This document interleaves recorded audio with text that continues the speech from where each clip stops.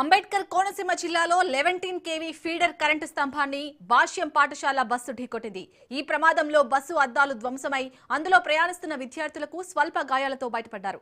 మలికీపురం నుంచి అంతర్వేది మార్గంలో వెళ్తుండగా టేకిశెట్టిపాలెం వద్ద ఈ ఘటన చోటు చేసుకుంది. అదృష్టవశాత్తు త్రుటిలో ఘోర ప్రమాదం తప్పినట్లు అందరూ భావించారు. ఫిట్నెస్ లేని బస్సులను అలానే నడుపుతూ కొన్ని పాఠశాలల నిర్వాహకులు విద్యార్థుల ప్రాణాలతో చెలగాటమాడుతున్నారని స్థానికులు మండిపడుతున్నారు. ఘటనపై కేసు నమోదు చేసుకున్న పోలీసులు దర్యాప్తు చేపట్టారు.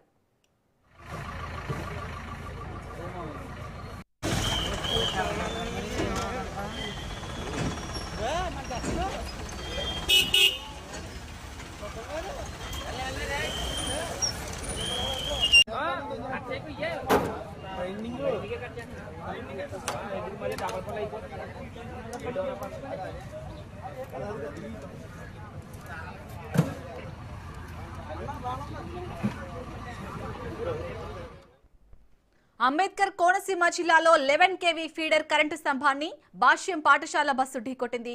ఈ ప్రమాదంలో బస్సు అద్దాలు ధ్వంసమై అందులో ప్రయాణిస్తున్న విద్యార్థులకు స్వల్ప గాయాలతో బయటపడ్డారు. మలికీపురం నుంచి అంతర్వేది మార్గంలో వెళ్తుండగా టెకిశెట్టిపాలెం వద్ద ఘటన చోటు చేసుకుంది.